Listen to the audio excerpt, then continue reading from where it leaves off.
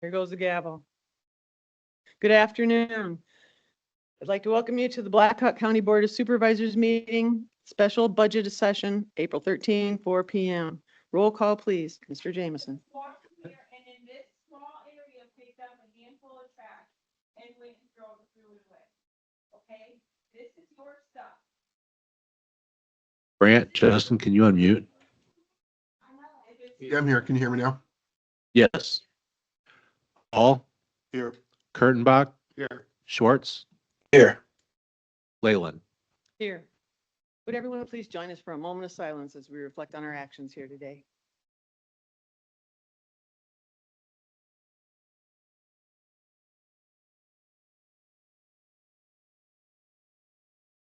Thank you. Would you please join us for the Pledge of Allegiance?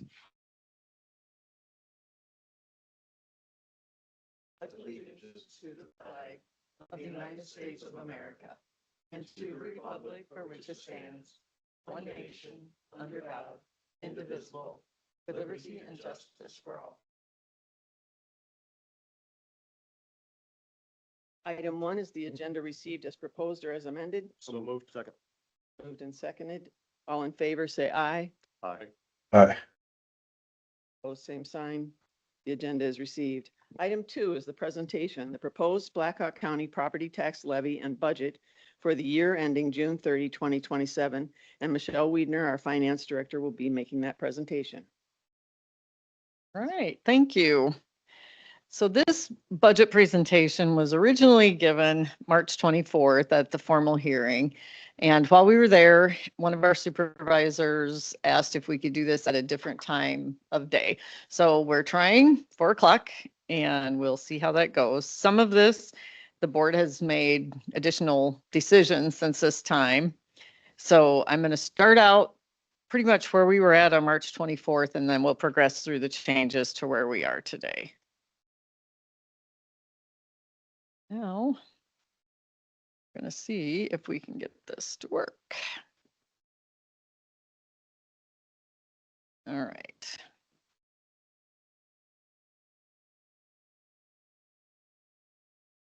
Sharing, this is, I understand this is hard to see, but I'm starting out with this because this is the publication that was in the paper showing exactly what our projected tax levy rates would be and the projected increases for taxpayers, which are not accurate on these statements, unfortunately. So at the time, and we made these choices around the 1st of March, I believe, urban taxpayers were seeing a percentage increase of 4.55%. Rural taxpayers were seeing 5.23%. Then I'm going to switch over to show a little bit of what our tax askings are. I'm not going to spend a lot of time on this because I think it makes more sense to go in the budget presentation itself. But this shows where we stand today. We expect our total tax collections to rise by 1.8%. And that's for all funds and all just the collections that the county will receive to do its services. What that means to our taxpayers, we started out our original draft back in February, showed residential going up 4.17%. I'm going to kind of stick to residential right now. Residential urban and residential rural was at 2.05%. Then as we prepared for the property tax levy hearing, which is what this presentation was really designed for, residential was adjusted to 4.55% for urban residential, and rural residential was increased to 5.45%. Then at the end of March, we published for our budget adoption hearing, which will be next Monday, April 20th at 9 a.m. And we published that the urban residential at a 3.41% increase and rural residential was at 3.86%. And even since that publication, we've made other adjustments. So as of today, if the board chooses to stay with the decisions they made through last week, Our urban residential increase is at 3.03%. Our rural residential is at 3.41%. Commercial property owners, and this is all based on estimates. This was an individual property revaluation year. So your property may have gone up, it may have gone down. We just picked example properties that used an average increase for the category, but most commercial might only see an increase of 1.21%. Industrial is kind of the loser, I will say this year. That increase is at 10.24%. That will not apply to all industrial properties, but according to our county assessor, there was one category of property, which was warehousing, that many properties were very low. And so those were adjusted upwards and they will see the substantial increases. Multi-residential continues. They have been the winner for several years. They continue to be. They have a reduction of 1.18% for FY27. And agricultural property has a slight increase at 1.61%. So this is the information that I will be presenting at the hearing next week. Then I think we're going to switch over to my PowerPoint. One of the things that the county has been working on for the last year and a half, maybe, it's been quite a while. We redid our mission statement. And so the mission statement now is cultivating a diverse community that embraces our unique assets, positioning our county as a thriving center for all to live, work, and succeed. We also chose some core values that our departments and board felt were important and appropriate, which you can also see on the wall over there, but collaboration, service, innovation, efficiency, accountability, transparency, and financial responsibility. Then I wanted to give a little background about Black Hawk County. We are among the largest 10 counties in the state of Iowa by population. We did a comparison from the 2010 census to the 2020 official census, and Black Hawk, you can see we're about the 6th largest. We had very little growth from 2010 to 2020. I noticed that the American Community Survey estimates are a little higher now, but I, at this point, am sticking with the official counts. Our assessed and taxable property values, and I only did this for 2026. That was what was easily available on the state website for the 10 largest counties by population. Black Hawk is about 6th, even though our population is a little bit higher than that. And you can see we are there kind of in the middle of that chart. Polk and Lynn are much larger. Polk's, I think their population's around 1 million. Lynn is around 200 and some thousand. So we're maybe a little more than half of Lynn. And you can see where we all fit in. I get asked a lot of questions about TIF increment. So we put together this slide showing the changes between what TIF increment was in fiscal 25 and fiscal 26. And you can see that Black Hawk, again, we're about 5th or 6th. And I did not even include Polk on this chart because their TIF value is 4.2 billion. And then everyone was one little dot clear at the bottom. So this way it's a little more realistic to see where we're at. Black Hawk is at 961 million. Our taxable valuations continued to grow. We were at 6.263 billion for fiscal 27 for countywide value. And our rural valuation is just over $1 billion for the first time.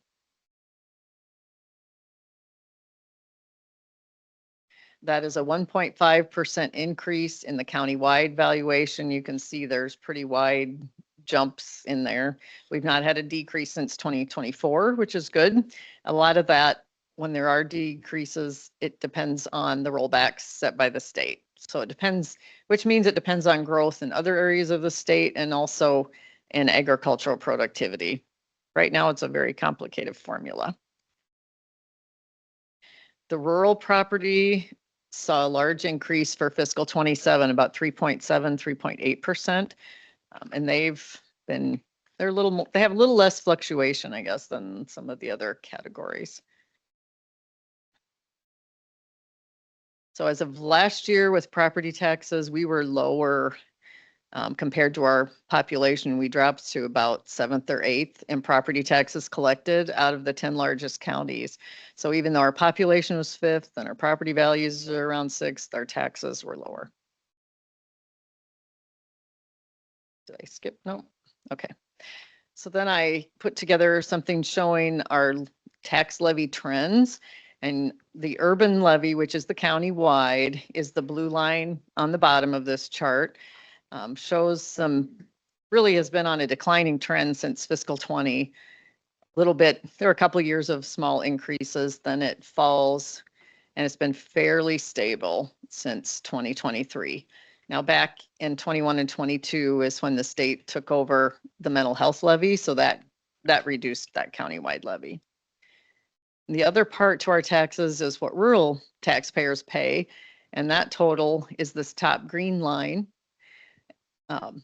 And you can see it's at $9.27, almost 28 cents. Again, this is all as of fiscal 26 at this point because nothing was finalized for our 27 budget. But you can see we've been pretty stable, pretty flat the last several years. I often hear people saying that their property taxes are just going up so fast and we need to stop it. So I was curious to see how it actually compares with how much inflation has risen every year. And this is an interesting study. It goes for 10 years, fiscal 17 through fiscal 26. Over that period, the consumer price index rose a cumulative amount of 33.4%. But in Black Hawk County, if you're an urban residential owner, your taxes have actually fallen by 2.7%. Multi-residential, again, fell the most, 37%. Ag dropped 35%. Rural residential is really the only one that has increased, and that category has risen by 15%. I think because we're getting a lot of, I won't say a lot, comparatively, we're getting a number of new homes in the rural parts of the county that are valued higher. Industrial properties have fallen over that time, 15.7%. Commercial have fallen 1.14%.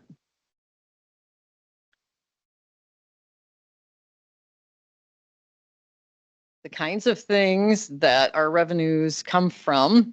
That's another question that I get asked often. This is for fiscal 26. It will change slightly for 27, and I will have that updated for next week's budget hearing. But only a little over half of our budget is really from taxes. That includes property taxes and also things such as local option tax. Next largest category on here would be intergovernmental revenue at 22.7%. That's mostly going to be from grants. 6.4% comes from charges for services. We do have some things, particularly with the secondary roads department and the health department, sheriff's office, treasurer, recorder. There are things they're allowed to charge for. Our expenses by classification. Salaries is our largest category, about half for fiscal 26 or $40 million. And for 26, we had quite a bit of capital as we are continuing to use the ARPA project dollars for construction projects in the county. So that was 22.8% for fiscal 26. Our debt service is relatively low, 4.7% of our total budget or 3.8 million. And our other operating expenses are 22.3% or about 18.8 million. And that covers everything from the lights to any computer supplies, anything else you see us use.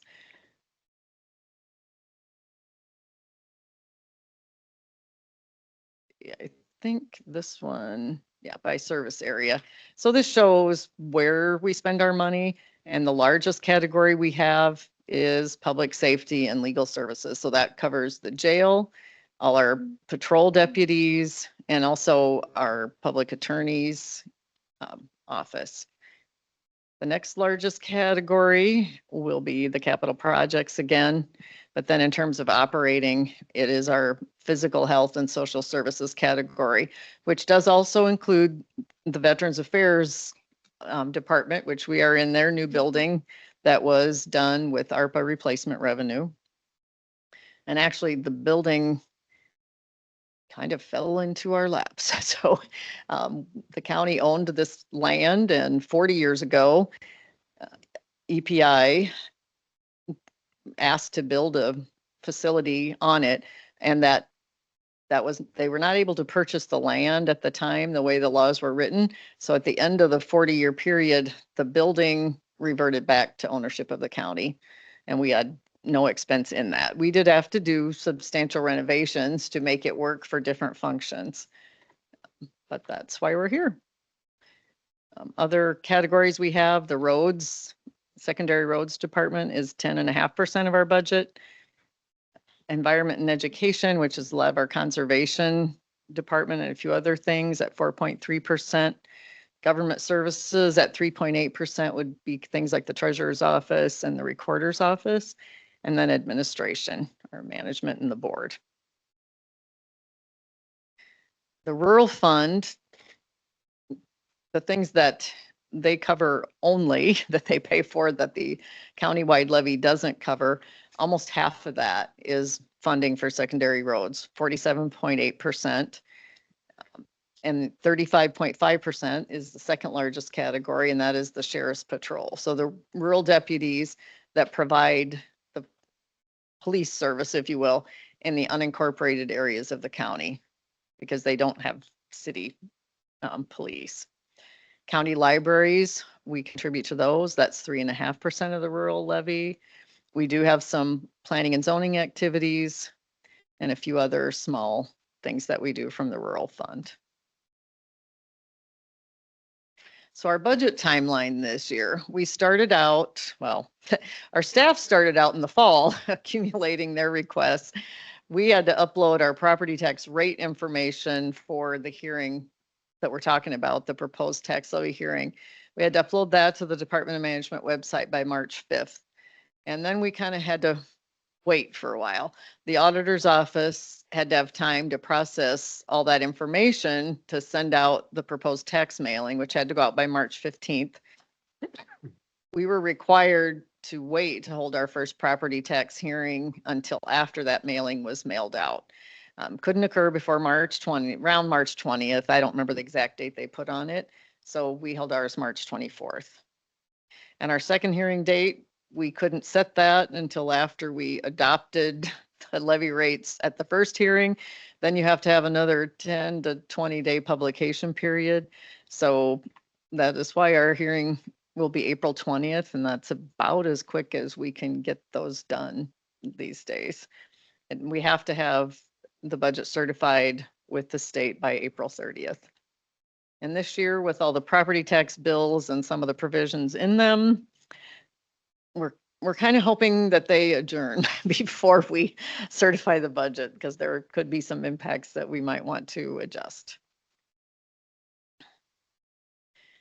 Probably everybody that's here has heard of House File 718. That's one of the most recent laws affecting property tax reform. We've been going through property tax reform every year or two since about 2012, I think. It's getting kind of frustrating.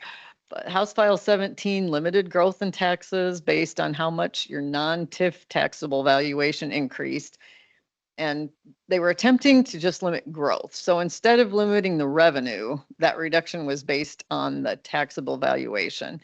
And you didn't have a reduction if your countywide growth was less than 2.75%. And as I showed you on a slide earlier, our countywide growth for 27 was only 1.5%. So we did not have that restriction. That meant that our general basic levy rate could go back up to the maximum of $3.50. we had actually been restricted slightly for fiscal 26 because our growth was higher than 2.75. What was interesting is this year it kind of flip-flopped. Our rural growth, since it was 3.7%, then we had a limitation on that maximum levy. So we were not actually at the maximum that you could have for rural. That maximum is $3.95. But for fiscal 27, it was limited to $3.67. We also had business property tax credits that changed to be exemptions, and that there is some replacement revenue being provided for some of those, but not everything. We had a new homestead exemption of 6,500, military property valuation exemption increased. And another interesting thing is counties previously were able, if you had a reason that you wanted to exceed that $3.50 general basic levy or the $3.95 general basic rural levy, your board could adopt a statement and you could file something to actually have that rate exceed those caps. We could no longer do that, starting with House File 718. And there were counties in Iowa that did that. Blackhawk was not one that ever had to. So for the proposed property tax levy hearing, some of the highlights are our countywide tax levy was at just over $5.63. That would generate 35.6 roughly million in property tax. The rural levy alone was at $3.81, which you'll see had to come down later. So we had to start using the rural supplemental levy because we couldn't have the rural at 380. That generated 3.9 million. And then the total levy paid by rural property owners was at $9.45. So our total revenue would be at 39.5 million. That was a tax askings increase, or total budgetary increase of 3.27% or 1.25 million. And our assessed valuation increase, which I think I forgot to mention on an earlier slide, the total increase this year was just over 8% or 1.06 billion. And the tax bill value again was the 1.5% or 96.7 million. By March 17th, which I think was what we used to publish for the budget, might have been the budget adoption hearing, we had brought the countywide tax levy from that 564 down to $5.61. The rural was still sitting at $3.80, and that's a combination of rural basic and rural supplemental. And then the total rural levy still at about slightly less than 944. But we brought our taxes down to 39.4 million. The tax asking increase dropped to 2.89% or 1.1 million. Then where we are at now and the information that will be presented Monday or Tuesday, actually. No, Monday. It is Monday. I'm getting myself confused. At the hearing Monday, the countywide levy rate is down to $5.57. The total tax collections there at 35.1 million. The rural levy, again, this is the combination of the rural basic and the rural supplemental, which we're using for the first time this year, will be just under $3.70 or $3.8 million, making the total rural levy for your rural taxpayers $9.26.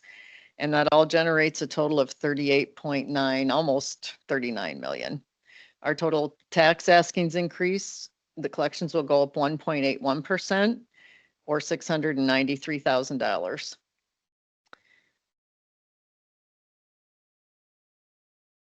And then I just have some charts showing with this is with the urban at the $5.56. That's made up of three things: the general basic levy at the $3.50 maximum, the general supplemental levy, which can be used for a lot of things that are state mandated, plus employee benefits. And that levy is at $1.81. And then we do have debt service levy, which is second or third lowest of the top 10 counties in the state at just over 25 cents. And then if you are in the unincorporated area, whoops, I don't know what happened here. I know I had that rate down to 9, down to a smaller amount, but I must not have saved it. So you've still got the general basic levy at 350, debt service at 25 cents, general supplemental at $1.81.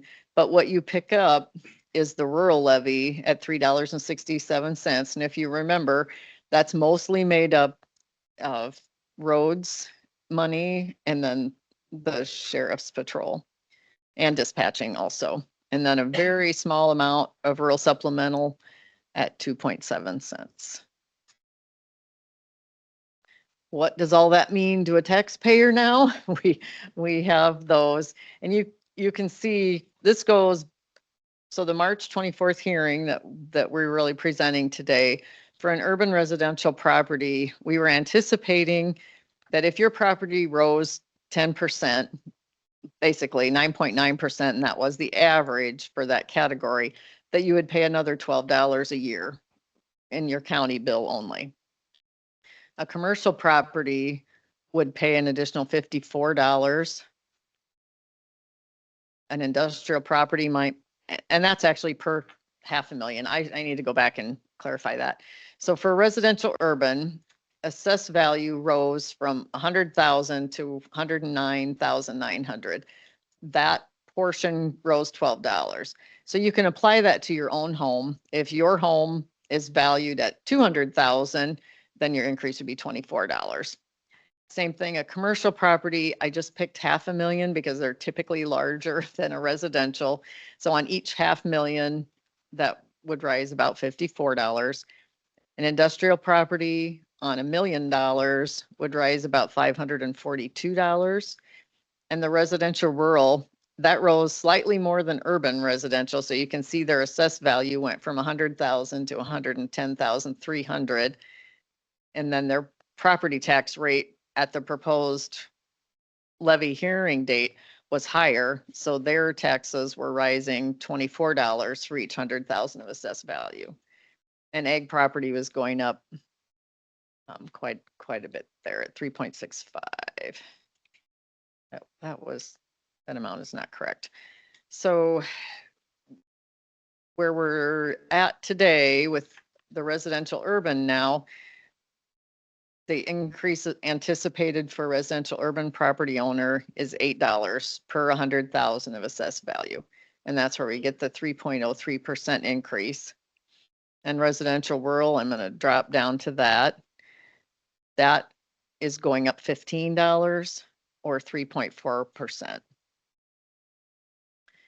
Commercial properties at $500,000, that might rise $26 for each $500,000 or 1.21%. Industrial for each million might rise $477 or 10.2%.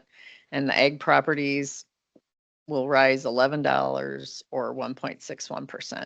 And again, these can all be slightly different for each property owner. It depends on how much that individual property was adjusted in value. If it rose, fell, some might have stayed the same. That's really all I have today. So we're open for questions. Thanks very much, Michelle.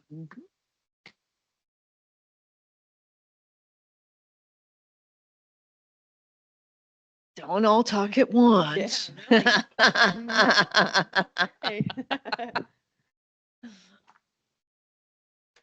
Michelle, I do want to thank you for all the commitment to putting these presentations together and just going through all the different possible options when we're going through the budget sessions here. So it means a lot. Thank you.